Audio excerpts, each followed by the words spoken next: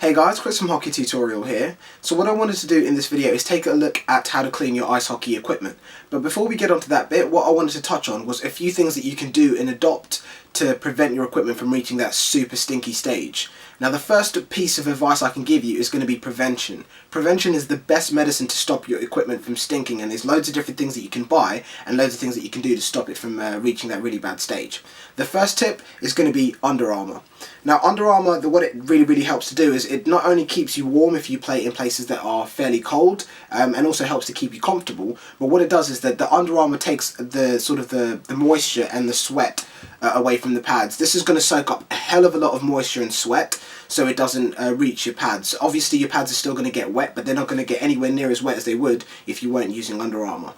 One of the other things that it does is that it collects other things from your body and your skin, things like oil, dead skin, so none of that stuff hits your pads. Again, just preventing that bad smell and bacteria from building up inside your pads and smelling even worse and smelling much quicker. So definitely recommended to get some of these. The idea is to, any part of your body that comes into contact with your skates, your pads, is to try and separate that by using Under Armour or other pieces of hockey clothing, like hockey socks, which is definitely going to be another recommended thing. If you're on the way to the rink and you're going to be playing, say, for an hour, for 2 hours, don't use the same socks that you've been using all day. Change into your hockey socks. Only use them when you're on the ice. These don't actually have to be specific hockey socks. You can have thin socks, thick socks, whatever you want, but change into them while you're at the rink. Use your skates while you're in these hockey socks, and then as soon as you're finished, take them off and put the other ones back on. That way, all of the stuff that's sweaty and stinky goes away from your equipment, and hopefully will help to reduce the odour build-up inside there. So let's take a look at what happens after you finish training or finish playing a game, and you're going to put your equipment back inside your bag. One of the things that I think is probably forgotten by a lot of people is that it's still really important to try and separate the wettest equipment inside your bag. I know all of your pads are going to be fairly soaked, especially things like the elbow pads, the shoulder pads and shin pads, but it's still really important to separate them from things like your Under Armour. So what I like to do is put them into a separate bag. So you can see what I have in here is my jersey, both of them black and white depending on what training sort of teams we have on the ice. I've got my Under Armour in here as well, because as I said earlier on, this stuff will take the bulk of the sweat away from your pads and your body, so this is going to be incredibly wet. So don't let it stew and fester inside the bag, because depending on how far you live from the rink, I live about an hour's drive. I don't want that stuff rubbing against my pads for an hour inside my bag, just collecting loads of moisture and bacteria, so separate them. Last thing I have in here is, of course, jock strap and also my socks. So make sure you put them, you don't have to use a separate bag. If you have like a separate compartment inside your hockey bag, you can just maybe unzip that, pop them inside there, but I like to leave my wax and my stick tape and stuff inside that pouch, so that's why I use just a plastic bag from a department store or from a supermarket. So the next part of the video is going to be one of the most crucial parts, is don't be lazy. As soon as you get home, take your equipment straight out of your bag. Now, I know this can be quite hard because you're going to be really tired, you just want to lie down, you might want to go to sleep or chill out, but make sure you get that equipment out of that bag. All it's going to do inside here is stew, fester, it's going to get mouldy, it's going to get damp, it's going to build up bacteria, and it will stink. So make sure you get it straight out of the bag. First thing I do, get home, equipment straight out the bag, and what I do is put it straight onto this. If you've not seen one of these before, what this is the Rocket Sports Equipment Dryer. This is perfect for ice hockey. It's also used for any recreational sports that involve your equipment getting wet. And what this thing basically does is it's a circulated heating unit that dries wet equipment. This thing is excellent. It takes your equipment from being wet to bone dry in about 60 minutes, maybe a little bit over, an hour and 15 minutes in total is normally what I leave my stuff in there for. And I put everything in here. I put all of my pads, I put my skates, and I put my helmet inside here. So it means that everything comes out nice and dry. What this thing does is that it sends heat from the bottom of this heating unit up over here, up through the equipment in a circular motion, and removes any moisture, dampness, and what that means is that it's going to stop that bacteria from building up inside this. This thing's fantastic. All you do is just get these little hooks that come with it, hook it onto your equipment strap, and then boom, straight on there. It takes a bit of getting used to be able to arrange everything on here so it can all fit and so it can all dry properly, but it's something that you get used to the more you use it. If you want to find out more about this thing over here, there'll be a video that will pop up on the screen somewhere along the sides or the middle that you'll be able to click on and watch a full review about the Rocket Sports Dryer. And of course there'll be a link down below in the video description to where you can go pick one up in the UK and Europe if you're interested in getting one. But this is honestly one of the best things that I've bought after buying all of my hockey gear, because if you think of how much money we spend on our hockey gear, this thing cost me about £119. I think that's a bargain considering how much all of my equipment costs. I mean, my shorts alone probably cost more than that, and this thing's able to maintain them and look after them so they don't smell or build up bacteria. So this is recommended, especially if you're going to be on the ice the very next day. It means that you can take your equipment from wet to dry in just, under an hour or maybe a little bit over an hour, which is a really, really good time considering it can take a few days to dry your gear out. If you live in a hot country, that might be a bit easier for you guys because you can just throw your stuff on the washing line outside and it can dry there. But I live in England, and while I'm filming this video, it's raining right now. This place rains about 80% of the time, so leaving my gear outside is simply not an option. This is also good for people that have a restricted space, or if they have the need to play more than once a week. This is definitely going to be really good for you guys. And also, I can't leave my equipment lying around the house because my girlfriend doesn't like it out. She says it gets in the way, it doesn't look nice. This thing's nice and compact, makes things easier. So even without a rocket dryer, it's still really important to get your equipment out of that bag and drying out. And there's loads of different ways that you can do it. Be creative. If you've got any sort of specific ways that you do it yourself, that I've not covered in the video, post a comment down below to share with the other guys so people can sort of to take tips off of each other and see how everyone else does it. But what I used to do before the rocket dryer was literally get a hanger, just what I'd use to hang up a jacket or a shirt, put my shoulder pads on it, and then just hang it up in a door frame, nice and easy. So like for example, door frame over here, just by my back. Leave it up there to dry. Heat rises, so if you've got your heating on, especially around the winter time, you know that that thing's going to dry out within a reasonable time. Or if you've got a shelf, like you can see the one that I use over here, sometimes I'll even put my equipment just along the sides over there, just somewhere that I know that the air can get to it. It's not lying on the ground where moisture's building up behind it or underneath it, and it'll be able to dry. Things like my shin pads and my knee pads, if I can get those, one of mine over here.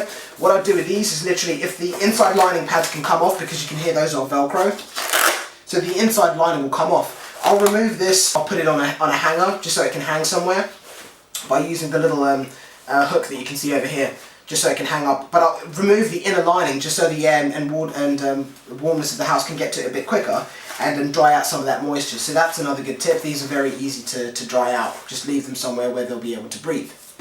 Same thing again with my shorts. What I do with these is, again, just hang them out. These are a bit more tricky to dry out because they're much, much bigger and much more bulky. You might have to sort of come up with a good way of doing it. But if you have a coat hook, that's a really good way to do it. I've got a coat hook right here, and what I literally do is just pin it up by the little tab over here. I'll literally just hang it onto the coat hook, make sure that there's no coats hanging on there, and that's a good way of getting this to dry out. But again, if you guys have got any tips, drop them down in the comment section below so some of the other guys can see what you do to dry out your equipment. So one of the ones that's left out quite often is going to be the helmet. So how do you get this thing to stay fresh? What I like to do is, after I finish playing, I'll grab my helmet, I'll grab some of these Dettol wipes over here, which are just like little wipes that have antibacterial on them, and I'll just go through the inside of my helmet. All of the little sort of nooks and crannies along the pads, along the bits that you can see that are starting to get a bit dirty. I'll go over those with one of those Dettol wipes just to make sure that it stays fresh, and I've never had a problem with that smelling ever since I started doing that. So that's a quick tip with this. But same again, after you've perhaps run through it with some sort of wipes, you don't have to use Dettol wipes, you can use a cloth with some vinegar on it, or you can just use a cloth with some warm water if you prefer to do it that way, just to get some of that sweat outside of the helmet and to help this thing dry out a bit better. And then as soon as I'm finished with that, again, I'll put it somewhere where there's good circulation of air on my shelf over here. Literally just pop it up there, and I'll leave it there and it'll be dry. So this is probably one of the things that gets neglected when you're drying out your equipment, is your skates. The last thing you want to do is have these things stinking, because unlike the rest of your equipment, it's not so easy to clean. So what I've always done, this is something that I've done even before I was a hockey player, when I was just recreationally skating, is every time I finished, I would never just stick my skates inside a bag or stick them inside the corner of the house with the tongue closed in like that, just dropped in the corner somewhere. I would always make sure I undo the laces enough to be able to open the tongue up nice and wide, as you can see there. What that means is that the air can circulate inside the boot. But the most important and best tip that I can give you is to remove the footbed inside. Because one of the things that happens is that you might look inside your skates and think that they're dry, but but if you lift up the footbed, you get a layer of moisture that builds up at the bottom over there. And one of the main problems with that, and why it creates such a stink and can actually help to ruin your skates, is because these rivets on most skates, if you take the footbed out, you can actually see where the rivets have been planted inside the bottom of the boot and the outsole. And that means that if that layer of moisture sits on top of those rivet beds, they're going to start to corrode, they're going to start to rust over time, and you can get a really nasty looking bottom of a footbed, which isn't going to help the hygiene and smell inside the skate. So make sure that you remove that, let it dry out separately, open the boot up nice and wide so it can breathe and get some air inside there.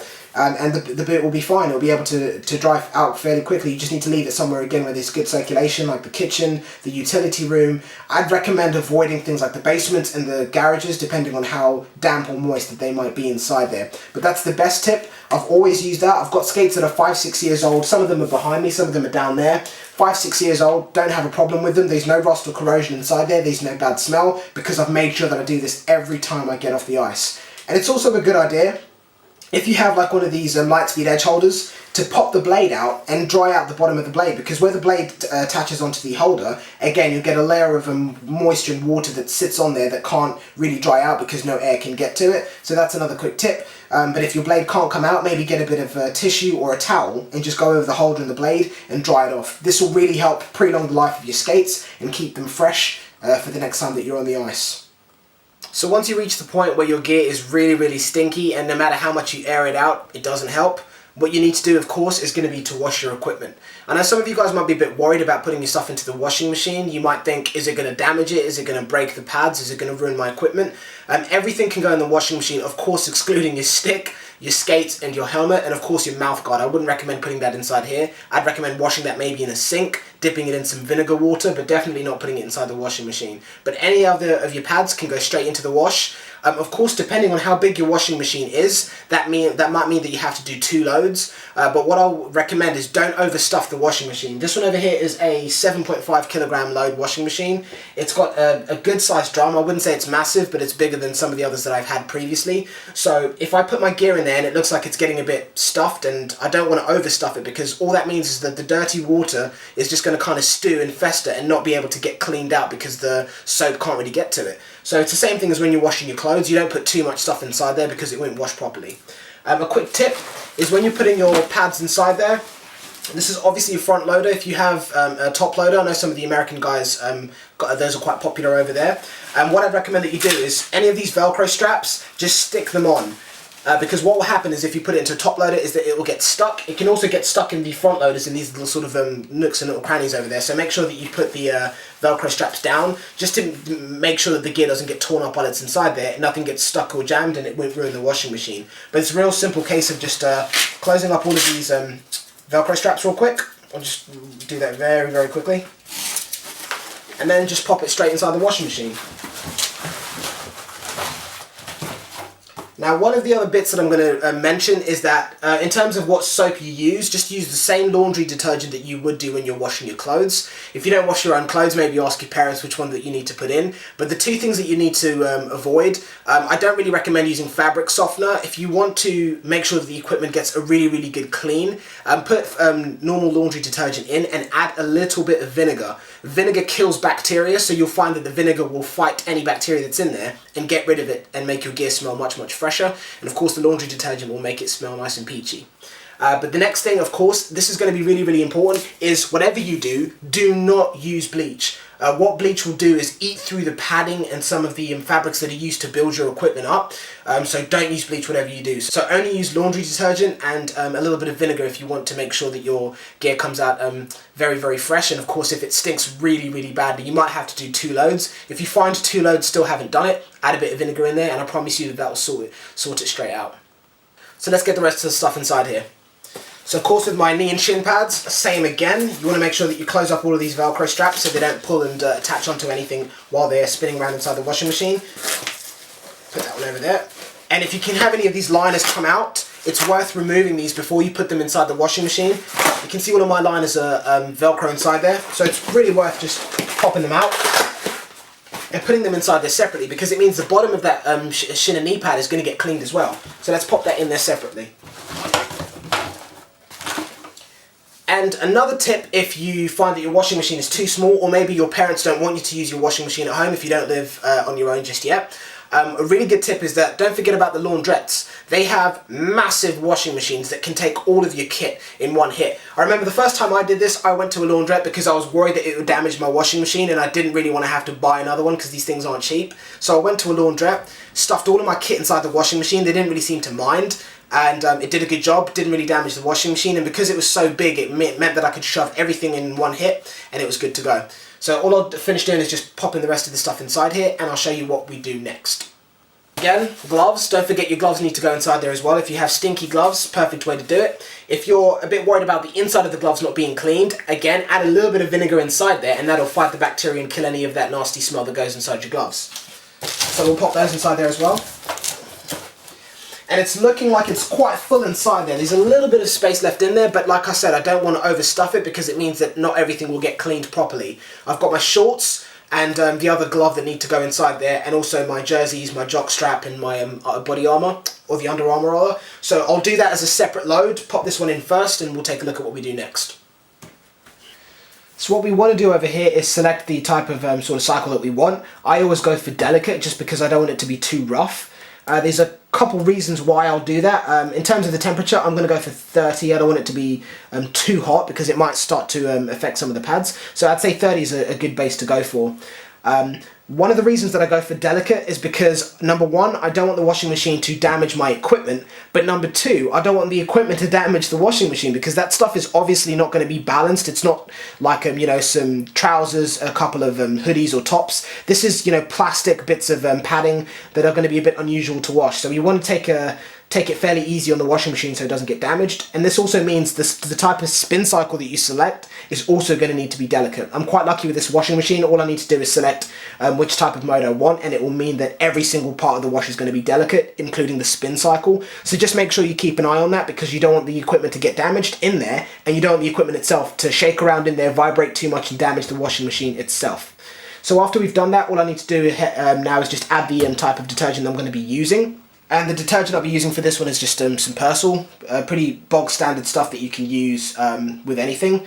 I'll add some of this inside here, and then what we'll do is we'll go ahead and get this started up and get the equipment nice and clean, and I'll show you what you do with it afterwards.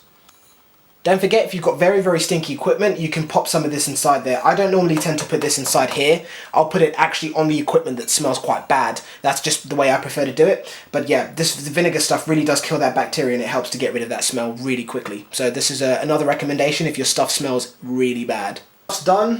What we need to do, of course, is go ahead and take it out. Smells nice and fresh.